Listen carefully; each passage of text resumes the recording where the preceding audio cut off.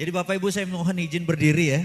Saya kalau dari tadi duduk terus asam urat saya kayaknya ngilu nih saya. Jadi umur adalah umur gitu ya. Yang di hadapan Bapak Ibu hari ini adalah seorang anak kampung.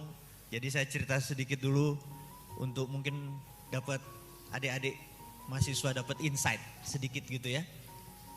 Seperti tadi Pak Rektor bilang sebagai anak desa, anak kampung, bapak saya itu pensiun pangkatnya kapten. Bayangin pensiunnya kapten. Jadi kita hidup itu ya memang pindah-pindah terus. Saya 7 tahun di Balikpapan, 7 tahun di Palembang. Ya pindah-pindah, nggak bisa diapa-apain. Jadi kenal dengan Bugis ini di mana-mana, saya heran tuh. Di mana-mana ada orang Bugis gitu. Dan sukses lagi. Jadi panjang persahabatan saya dengan saudara-saudara dari Bugis ini. Nah, yang saya mau ceritakan adalah sebagai anak kampung, anak desa, pangkat orang tuanya kapten, sekolah ke luar negeri itu mission impossible gitu ya. Mission impossible gitu. Tapi dari kecil itu saya udah jatuh cinta sama rumahnya Biden itu, White House. Saya gunting. Jadi saya bawa di kantong saya bawa. Zaman SD dulu kan angkatan siapa yang seumur sama saya nih? Kita suka main kelereng itu, main gundu. Nah kalau kita lagi taruhan pot itu kan ambil 3 sama 3 gitu kan, 2 sama 2 gitu. Begitu saya ambil kelereng saya jatuh itu foto guntingan koran itu. Ini waktu itu kelas 2 SD saya di Palembang. Teman-teman bilang, aku nih. Bilang aku nak sekolah di sana. Mak mano, orang dusun gitu. Bener ya? Anda pasti ngerti ya bahasa Indonesia ya, bener gak? Orang dusun, gimana caranya bisa orang rumah kita aja lantainya masih masih tanah gitu kan. Pindah Balikpapan sama. Teman-teman ngelihatnya apa nih, mau sekolah sana. Nggak mungkin, orang dusun kita, bener gak? Tapi saya nggak pernah ngerubah mimpi, saya percaya 1000% saya bakal berangkat sekolah ke Amerika, saya bilang gitu. Singkat cerita di taman 84, 85, 86 ke sana itu kan zamannya Pak Habibie itu menyekolahkan orang-orang terbaik, ada yang ke Jerman, ada yang ke Belanda gitu kan. Jadi kalau saya di Jakarta tuh saya naik bus dari sekolah saya di Bulungan ke Halim, komplek Angkatan Udara itu pasti lewat Dekdikbud, kantornya Pak Nabil Makarim sekarang ini. Nah, di situ ada pengumuman sekolah ke luar negeri gitu kan. Daftar kita. Pengumuman saya ingat bulan Mei 1985. Nggak keluar nama kita. Karena yang keluar kan yang nilainya 9, 9, 9, 10, 10, 10 gitu kan. Sementara saya nilainya 6, 6, 6, 6 gitu Pak. Ada 18, agama.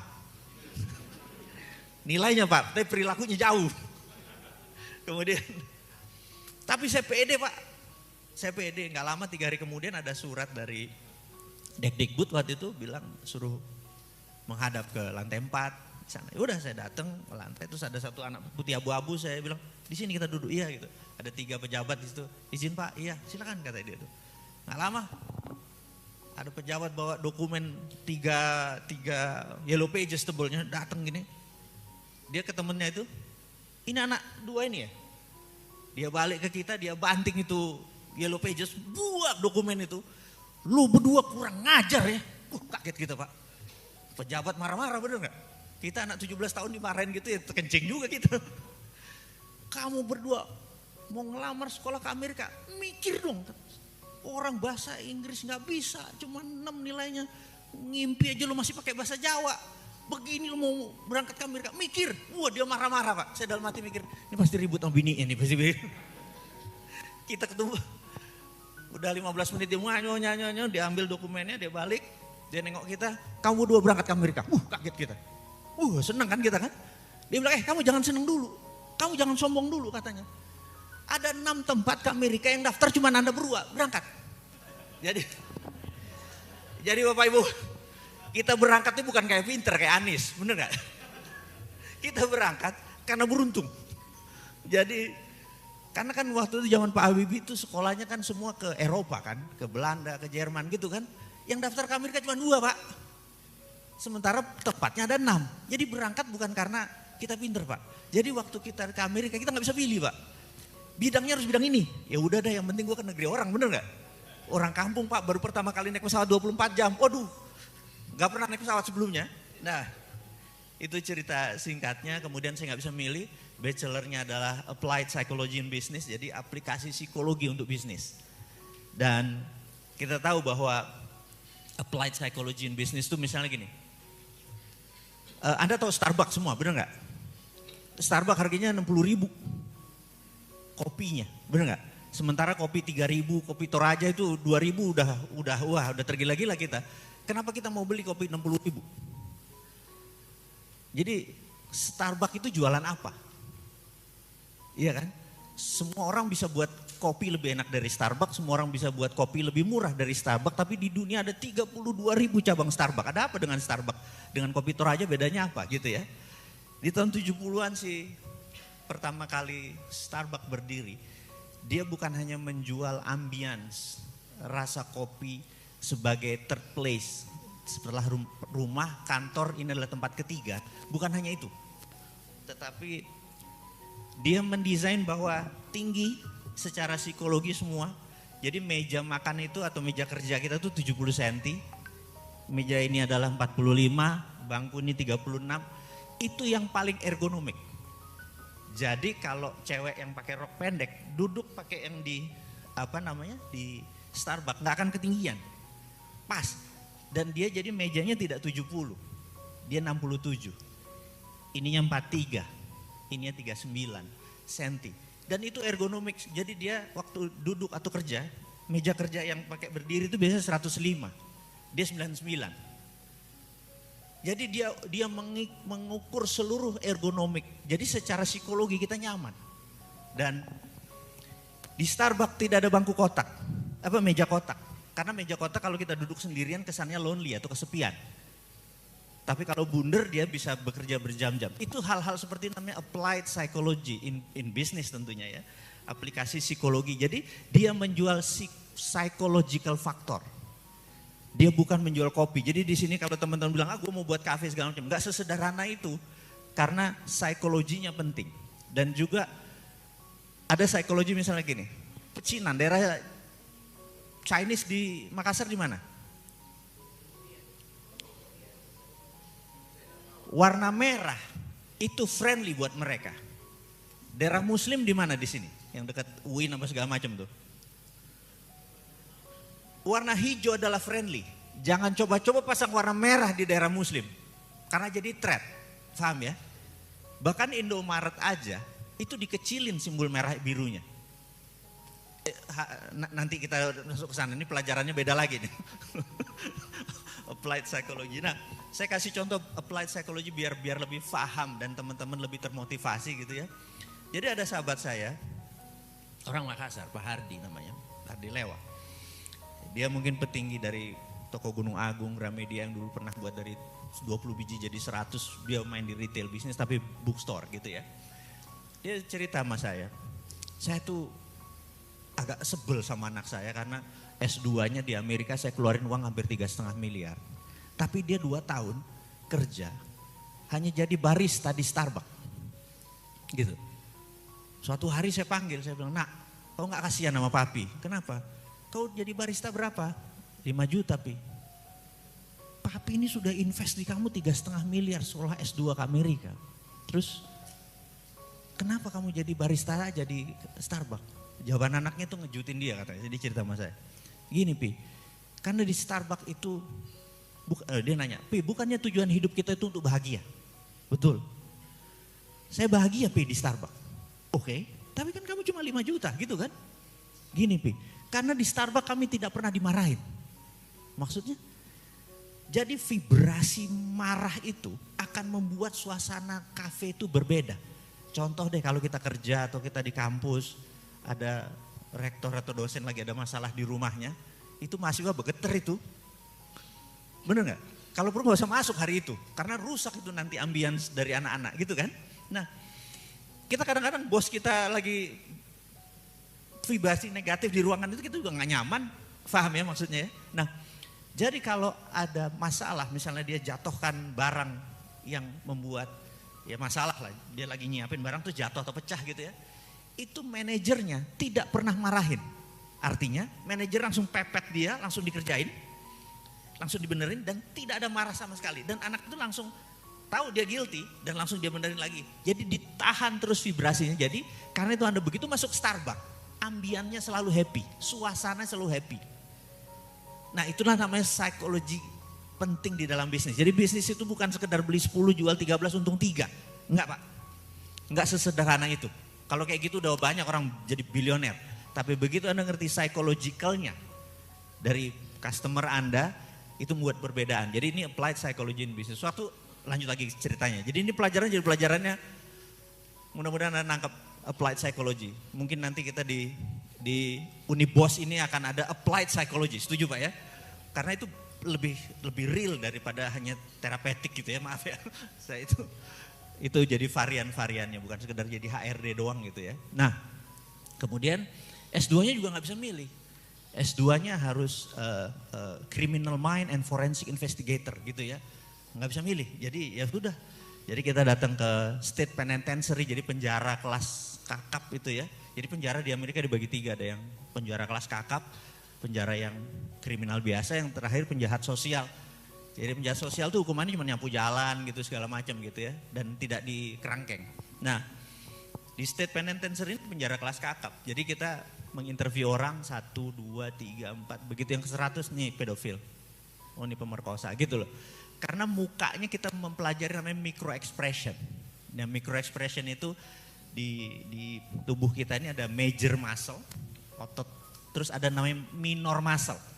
Nah di wajah manusia ini ada 400 minor muscle. Jadi kalau dia happy, dia sedih, dia bete, dia jatuh cinta, dia mikir, itu ada perubahan-perubahannya. Nah the truth is all over your face gitu ya. Jadi pada saat kita mempelajari micro expression dari Profesor Paul Ekman, kita langsung ke mempelajarinya di state penitentiary. Kemudian 6 bulan kita ke pasar basah, kita ngelihat interview orang 1, 2, 3, begitu orang ke 150 kita tahu ini orang baru usaha, ini orang baru aja rugi, ini orang selalu untung, bener nggak? Kayak lihat mukanya Pak Aksa, ya Allah ini orang untung terus hidupnya. Tapi itu ekspresinya begitu, gitu. Nah itu susah Pak, karena iya itulah ekspresi gitu ya. Nah kita lanjutkan. Jadi terakhir disertasi tapi bukan doktoral. Jadi ada kewajiban kita membuat sebuah karya yang belum pernah dibuat oleh orang sebelumnya. Kita ngambil namanya state sponsor terrorism gitu ya. Jadi tindakan teroris yang dilakukan oleh negara. Nah di situ pelajarannya adalah kita melihat misalnya state sponsor tuh misalnya Laurent Kabila gitu ya, Anda mungkin lupa. Laurent Kabila adalah rebel, pemberontak. Kemudian dia di tahun 89-90 dia minta negara mendonasi gerakan pemberontak dia. Kemudian Kanada memberikan bantuan, amunisi, senjata segala macam. Sehingga tahun 1991 berdirilah Republik Demokrat Kongo. Presidennya adalah Laurent Désiré Kabila. Apa yang dilakukan oleh Kanada itu namanya state sponsor terrorism. Dan apa gantinya? Gantinya adalah kobaltnya Kongo sampai habis milik Kanada. Nah itu state sponsor terrorism. Jadi tindakan, jadi kayak sekarang dibilang katakanlah Iran dikatakanlah state sponsor. Amerika itu adalah state sponsor. Jadi dia ofensif. Jadi kegiatan terorisme yang didukung oleh negara. Dan itu ada banyak. Jadi sewaktu tahun 60-an, 63, 62 Pak Karno punya beban moral yang besar di mana satu wilayah belum diambil adalah Papua gitu ya. Sehingga dia tahun 60, 61, 62 Amerika punya hak veto, melobi, dan 2 kali Amerika melakukan tahun 61, 62 memveto dengan mendukung Indonesia untuk Indonesia mengambil Papua, ekspansi. Jadi kita nggak mungkin ngambil Papua tanpa restu. Dan apa syaratnya Amerika? Dia minta seluruh cadangan emasnya untuk Amerika karena untuk jadi underlayingnya Federal Reserve untuk printing money. Tapi Soekarno bukan orang bodoh seperti saya. Soekarno bilang, kamu cuma ngambil Grasberg aja ya, Iceberg enggak, Oksibil enggak, dan lain sebagainya gitu kan. Tapi Grasberg aja sudah cukup. Nah Freeport berdiri, kemudian tahun 67 mulai masuk, dan itu sudah Pak Karno udah nggak ada, tahun 70 baru. Jadi kita tahu bahwa reserve-nya, Federal Reserve salah satunya adalah dari Freeport. Karena itu Freeport hanya tidak menghasilkan sampai finish product, dia cuma mengambil tembaganya, karena itu Freeport bukan tambang emas, mengambil tembaganya dikirim ke Okinawa dan ke Spanyol, diproses, di refining, di pemurnian, emasnya keluar di sana, uraniumnya keluar di sana. Jadi karena itu di Okinawa adalah Seven Army atau armada ke-7, karena ada cadangan emas di sana. Jadi nanti kita cerita sedikit sampai sana. Nah, pulang tahun 91 saya baru tahu bahwa siapa sih yang bayarin saya sekolah. Ya udah, saya harus menghadap ke wilayah tempat di Pasar Minggu di Pejaten. Oh ini toh gitu ya. Di hari saya datang ada 14 orang perwira, kapten sampai letkol, duduk di belakang saya 14. Saya lapor, izin, ya udah taruh dokumennya di sana. Mereka semua tegang, diem aja kayak gitu. Tentara-tentara diem aja. Nggak lama orang yang ditunggu-tunggu datang. Orang yang jamnya di kiri kanan, Pak Benny Murdani. Dia ngomong gini, ini yang nyekolahin Mardigu siapa? Diam semua. Pak. Saya bilang, oh siap, cuma begini aja kan. Ini tuh di belakang kita. Ini orang ambil state sponsor terorisme. Di Indonesia cuman gua sama Pak Harto yang melakukan state sponsor terorisme. Ini artinya kerja dia nanti ngintelin gua sama Pak Harto. Siapa yang bayarin dia? Siapa yang nyekolahin dia? Siapa yang ngajarin? Semua diam. Berdiri kamu. Ya, tidak tahu jenderal. Pak. Ngerti gak? Gemeter Pak kita Pak. Jadi itu cerita sedikit karena saya harus ikatan dinas kan. Iya kan? Waduh di bawah begini gemeter juga saya gitu. Sudah 14 yang gak ada ngaku. Diem aja semua. Dan singkat cerita sampailah dia kesel kali udah 1 jam maki-maki gak ada yang ngaku juga. Dia bilang, reda juga dia, yaudah, mungkin bukan kalian kata gitu. Siap, jadi mulai hari ini Mardigu Anda mengundurkan diri. Alhamdulillah benar gak? Kita gak harus kerja di bawah beliau, ya kan? Tapi kalau negara minta pro bono, kita pasti akan layani untuk peristiwa panjang nanti setelah itu. Nah, jadi yang hari itu adalah saya ingat sekali bahwa mereka akhirnya santai, terus dia nanya, Mardigu, siap. Apa tugas intelijen? Siap jenderal. Di pelajaran di akademi adalah first line of defense, garda terdepan sebuah pertahanan. Jadi ingat, intelijen itu ibarat kita punya rumah di pinggir hutan.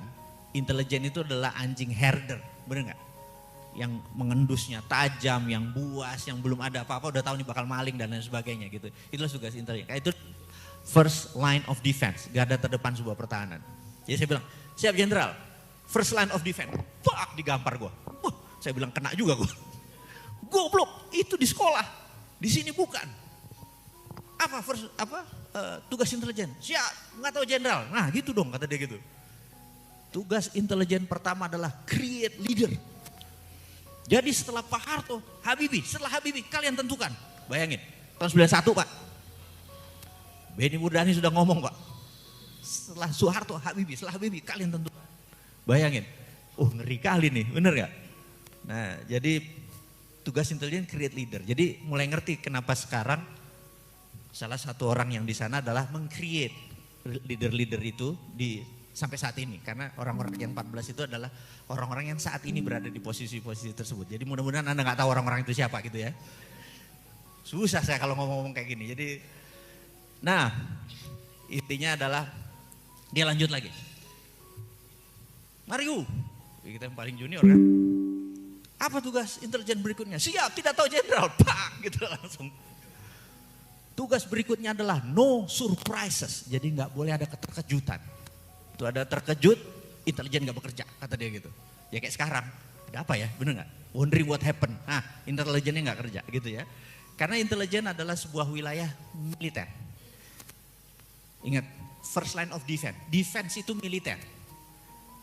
Jadi kalau polisi itu security, keamanan. Kalau pertahanan itu militer. Militer itu enemy centric approach, semua orang musuh. Kalau polisi semua orang teman, gitu ya. Tugas polisi mempidanakan crime. Tugas tentara eradicate crime, meniadakan. Ini mempidanakan, ingat ya bedanya ya. Ingat beda. Di sini orang niat sedikit kita ambil, benar nggak? Kalau di sini harus ada 2 alat bukti. Ini setengah, nggak ada alat bukti kita ambil, gitu. Itu bedanya. Anda ngerti? Jadi militer tugasnya adalah eradicate atau meniadakan ancaman. Tugasnya polisi adalah mempidanakan ancaman. Jadi intelijen adalah wilayah first line of defense, garda terdepan. Begitu polisi menjadi ketua badan intelijen, kita tepuk jidat, Pak. Benar nggak? Mulai paham? Ya udah ngurusinnya partai doang gitu ya. Maaf ya, bukan kampanye nih. Karena dia nggak ngerti apa itu pertahanan. Jadi ya masuk aja infiltrasi. Jadi kita cerita sedikit mengenai awal-awalnya aja.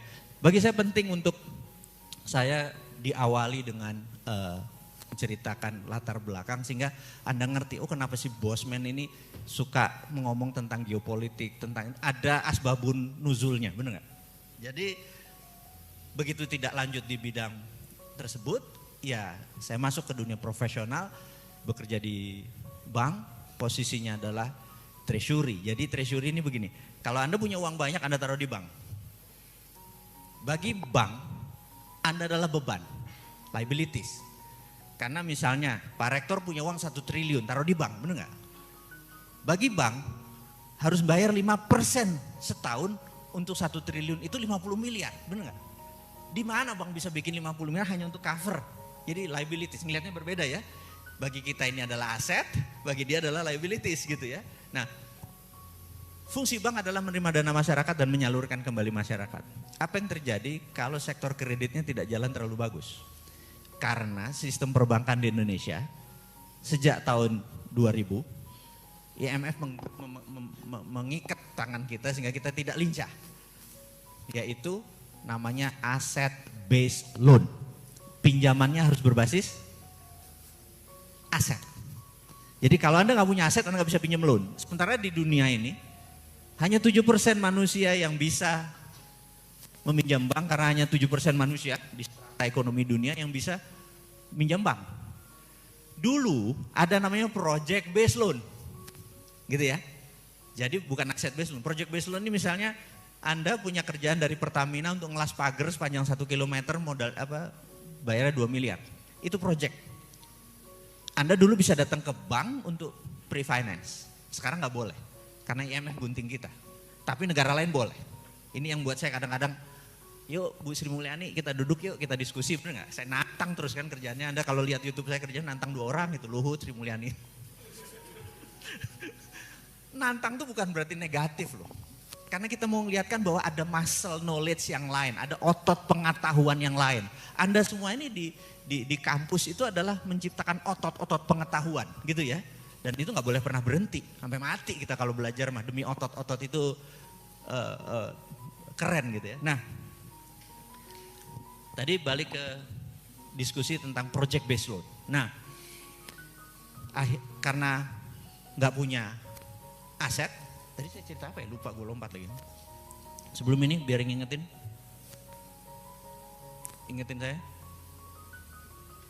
Mengenai apa? Belum boleh saya lanjut aja. Jadi kalau project based loan dengan aset based loan, orang Indonesia nggak punya aset. Banyak yang nggak punya aset. Nah, di project ini harusnya saat ini project based loan itu boleh, harusnya. Kalau nggak UKM yang paling berat, UKM itu punya 10 cabang, ayam geprek, tempatnya nyewa, mau buat cabang ke 11, 12 nggak bisa, bener nggak? Karena nggak punya, padahal dia punya equity, dia punya omset, dia punya bisnis, tapi nggak bisa. Nah, project based loan tuh nggak bisa. Nah, jadi sebenarnya kalau Indonesia mau berubah, usulannya satu, wahai Bu Sri Mulyani izinkan project based loan, that's it, gitu ya. Nah, apa yang terjadi sekarang di pengusaha-pengusaha, kita kan pengusaha nggak boleh ada matinya, bener nggak? Die hard entrepreneur, bener nggak? Jadi apa yang dilakukan? Misalnya saya ada project dari Husky, nanti saya cerita latar belakang bisnis saya ambil gas dari Husky, mau dikasih ke Grati. Grati adalah listrik tenaga gas di utara Jawa Timur, daerahnya Pasuruan, sepanjang 50 km. Jadi saya ambil gasnya, saya kirim ke Grati, gasnya nanti dibayar oleh PLN, gitu kan. Nah ini sumber gasnya $5, saya jual $7, gitulah kira-kira. Waktu kita mau investasi, kan kita nyewa tanahnya. Jadi nggak ada jaminannya, proyeknya ada, kontraknya ada, tapi ininya nggak ada, asetnya nggak ada. Jadi apa yang kita lakukan? Kita geser ke Singapura, beli perusahaan, bikin perusahaan di Singapura, itu cuma 3.000 Singapura dolar, 30 juta. Jadi keluarga negaraannya ini keluarga negara apa nih PT ini? Singapura. Jadi boleh melalui peraturan banknya Singapura, benar nggak? Lalu akuisisi 100% perusahaan kita yang di Indonesia, benar nggak? Kita bawa lagi ke Singapura, kita pinjem project based loan, kita bangun ke Indonesia, benar nggak?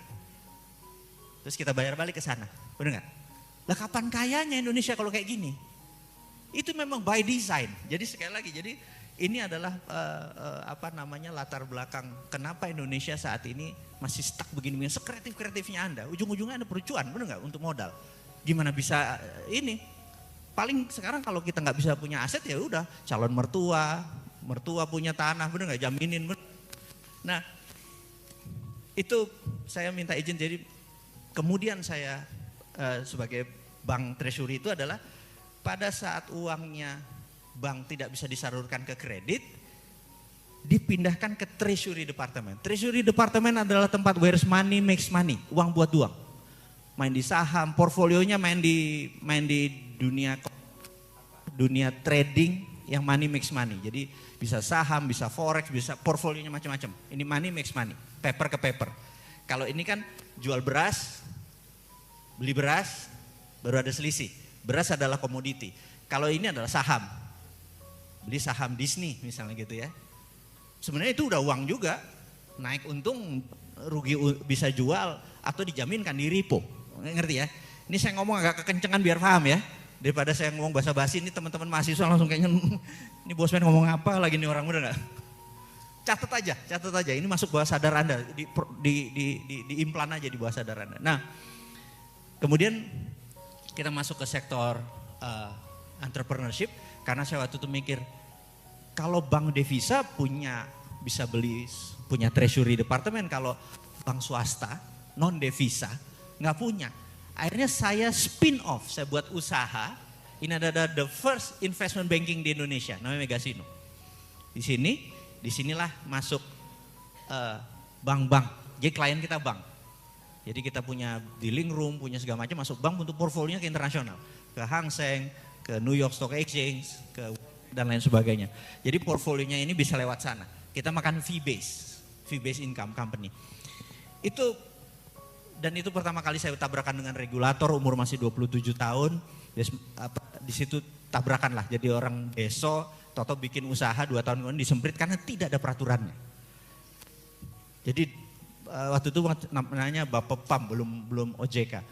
Dia bilang Anda nih main baseball sementara orang Indonesia main kasti. Gak ada aturannya nih. Saya bilang Pak, dunia udah ada. Nah di Indonesia itu apa-apa harus ada aturannya gitu kan.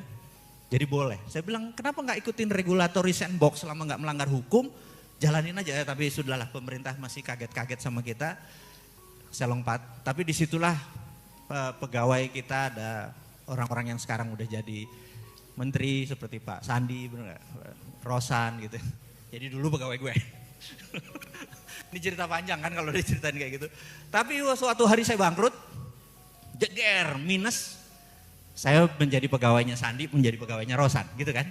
Itu sebuah realita hidup. Jadi suatu hari dia bilang, Mas, pegawai saya 150 orang, 60% S2 overseas. Gila, gue nggak bisa pegang. Lu bisa join, siap, bener nggak? Tapi gue jadi pegawai. Jadi Pak, Bapak, Ibu, hidup itu begitu dinamikanya.